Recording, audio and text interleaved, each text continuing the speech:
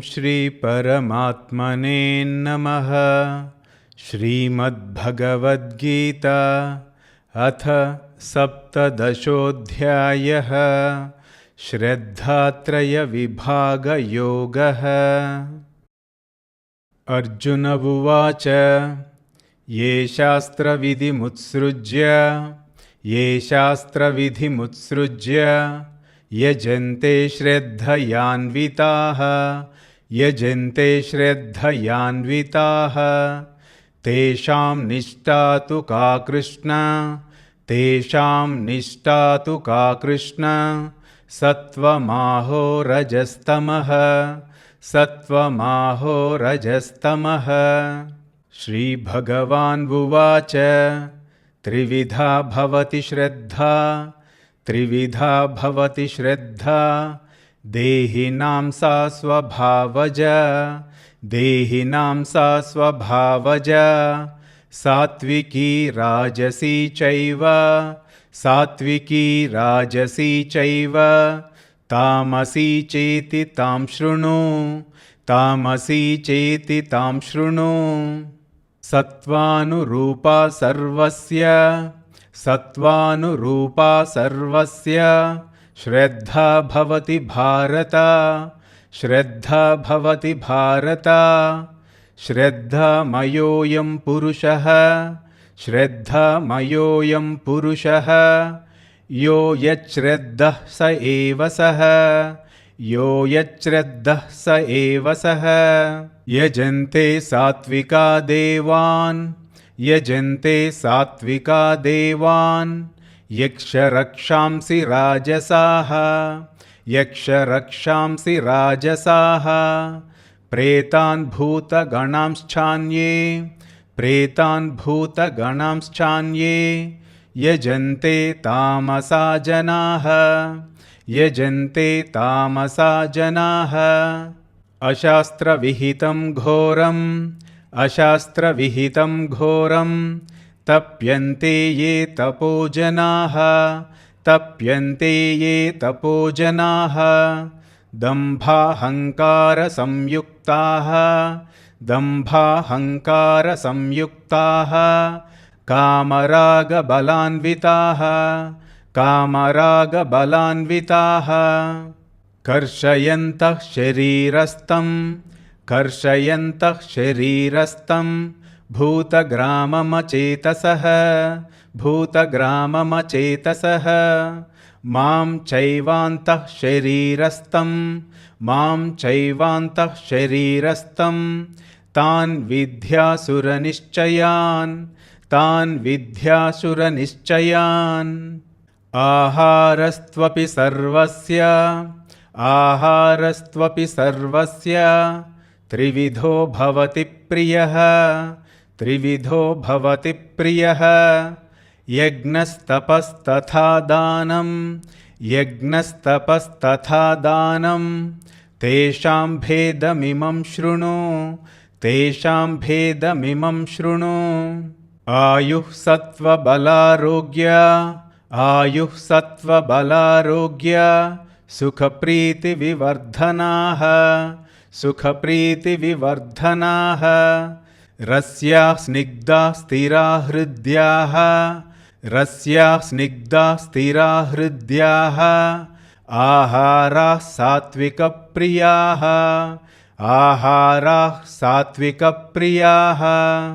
कट्वं ललवणात्युष्ण तीक्ष्णरूक्षविदाहिनः आहारा राजसस्येष्टाः दुःखशोकामयप्रदाः यातयामं गतरसं पूतिपर्युषितं च यत् उच्छिष्टमपि चामेध्यं भोजनं तामसप्रियम्। अफलाकाङ्क्षिभिर्यज्ञः अफलाकाङ्क्षिभिर्यज्ञः विधिदृष्टो य युज्यते विधिदृष्टो य युज्यते यष्टव्यमेवेति मनः यष्टव्यमेवेति मनः समाधाय स सात्विकः समाधाय स सात्विकः अभिसन्धाय तु फलम् दम्भार्थमपि चैव यत् दम्भार्थमपि चैव यत् युज्यते भरतश्रेष्ठ तं यज्ञं विद्धि राजसं विधिहीनमश्रुष्टान्नं मन्त्रहीनमदक्षिणं श्रद्धाविरहितं यज्ञं तामसं परिचक्षते देवद्विजगुरुप्राज्ञ पूजनं शौचमार्जवं ब्रह्मचर्यमहिंसा च शारीरं तप उच्यते अनुद्वेगकरं वाक्यं सत्यं प्रियहितं च यत् स्वाध्यायाभ्यसनं चैव वाङ्मयं तप उच्यते मनः प्रसादः सौम्यत्वं मौनमात्मविनिग्रहः भावसंशुद्धिरित्येतत्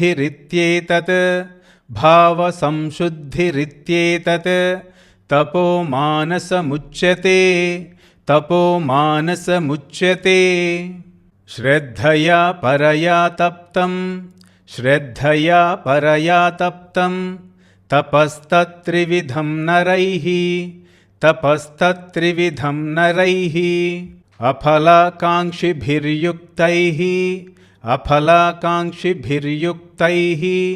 सात्विकं परिचक्षते सत्कारमानपूजार्थं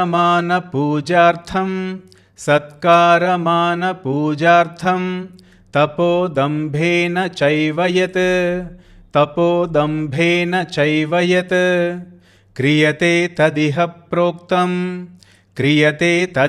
प्रोक्तं राजसं चलमध्रुवं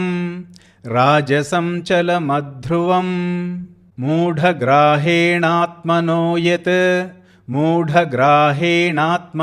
यत् पीडया क्रियते तपः परस्योत्सादनार्थं वा तत्तामसमुदाहृतं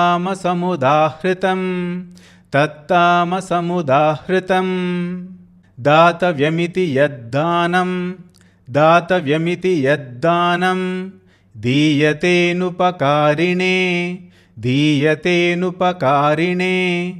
देशे काले च पात्रे च तद्धानं सात्विकं स्मृतं यत्तु प्रत्युपकारार्थं फलमुद्दिश्य वा पुनः दीयते च परिक्लिष्टं तद्धानं राजसं स्मृतम् अदेशकाले यद्धानम् अपात्रेभ्यश्च दीयते असत्कृतमवज्ञातं तत्तामसमुदाहृतं तत्तामसमुदाहृतम्। ॐ तत्सदिति निर्देशः। ॐ तत्सदिति निर्देशः। ब्रह्मणस्त्रिविधः स्मृतः। ब्रह्मणस्त्रिविधः स्मृतः। ब्राह्मणास्तेन वेदाश्च। ब्राह्मणास्तेन वेदाश्च। यज्ञाश्च विहिताः पुरा। यज्ञाश्च विहिताः पुरा। तस्मादोमित्युदाहृत्य। तस्मादोमित्युदाहृत्य यज्ञदानतपः क्रियाः। यज्ञदानतपः क्रियाः प्रवर्तन्ते विधानोक्ताः। प्रवर्तन्ते विधानोक्ताः सततं ब्रह्मवादिनां। सततं ब्रह्मवादिनां। तदित्यनभिसन्धाय। तदित्यनभिसन्धाय फलं यज्ञतपः क्रियाः। फलं यज्ञतपः क्रियाः दानक्रियाश्च विविधाः। दानक्रियाश्च विविधाः क्रियन्ते मोक्षकाङ्क्षिभिः। क्रियन्ते मोक्षकाङ्क्षिभिः। सद्भावे साधुभावे च। सद्भावे साधुभावे च सदित्येतत्प्रयुज्यते। सदित्येतत्प्रयुज्यते प्रशस्ते कर्मणि तथा। प्रशस्ते कर्मणि तथा सच्चब्दः पार्थयुज्यते। सच्चब्दः पार्थयुज्यते यज्ञे तपसि दाने च। यज्ञे तपसि दाने च स्थितिः सदिति चोच्यते। स्थितिः सदिति चोच्यते कर्म चैव तदर्थीयं। कर्म चैव तदर्थीयं सदित्येवाभिधीयते। सदित्येवाभिधीयते अश्रद्धया हुतं दत्तम्। अश्रद्धया हुतं दत्तं तपस्तप्तं कृतं च यत्। तपस्तप्तं कृतं च यत् असदित्युच्यते पार्थ। असदित्युच्यते पार्थ न च तत्प्रेत्य नो इह। न च तत्प्रेत्य नो इह। ॐ तत्सदिति श्रीमद्भगवद्गीतासु उपनिषत्सु ब्रह्मविद्यायां योगशास्त्रे श्रीकृष्णार्जुनसंवादे श्रद्धात्रयविभागयोगो नाम సప్తదశోధ్యాయః. ఇప్పుడు అందరం కలిసి చదువుదాం.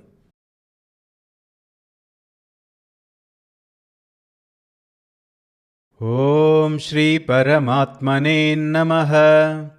శ్రీమద్భగవద్గీత అథ సప్తదశోధ్యాయః. శ్రద్ధాత్రయవిభాగయోగः.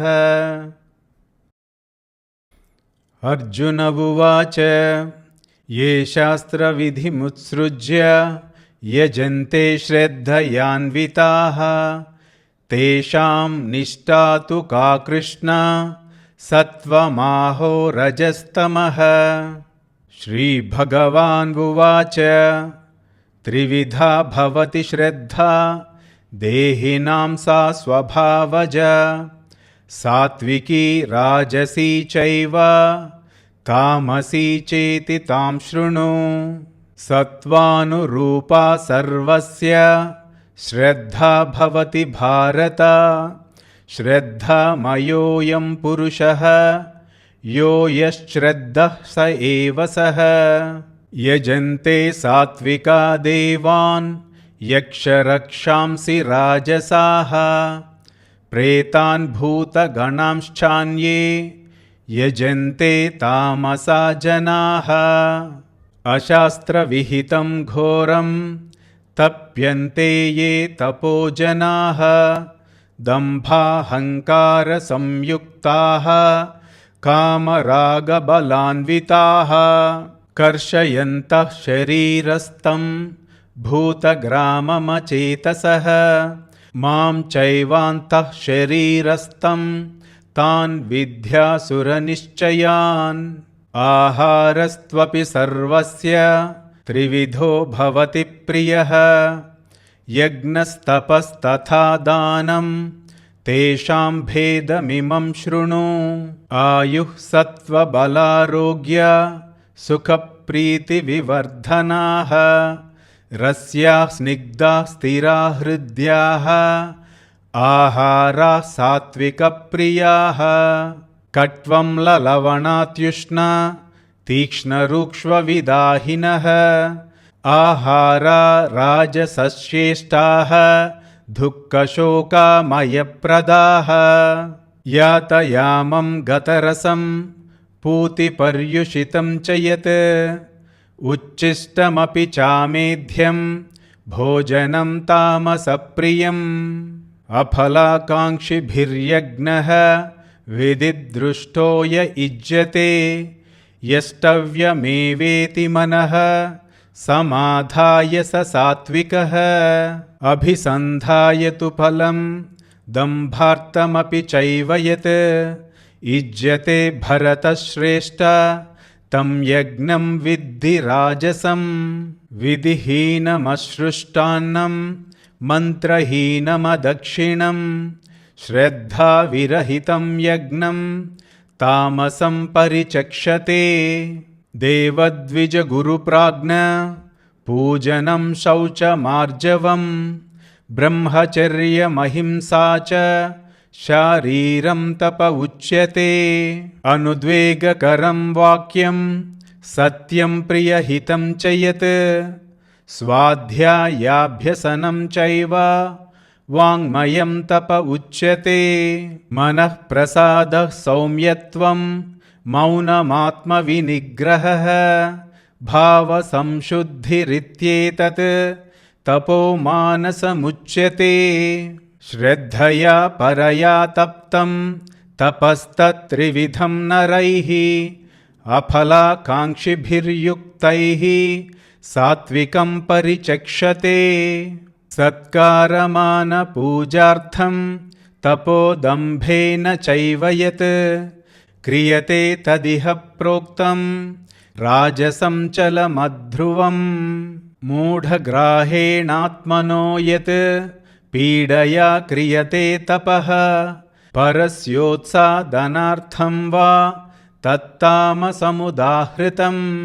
दातव्यमिति यद्दानं दीयतेनुपकारिणे देशे काले च पात्रे च तद्दानं सात्विकं स्मृतं यत्तु प्रत्युपकारार्थं फलमुद्दिश्य वा पुनः दीयते च परिक्लिष्टं तद्दानं राजसं स्मृतम् अदेशकाले यद्दानम् अपात्रेभ्यश्च दीयते असत्कृतमवज्ञातं तत्तामसमुदाहृतम् ॐ तत्सदिति निर्देशः ब्रह्मणस्त्रिविधः स्मृतः ब्राह्मणास्तेन वेदाश्च यज्ञाश्च विहिताः पुरा तस्मादोमित्युदाहृत्य यज्ञदानतपः क्रियाः प्रवर्तन्ते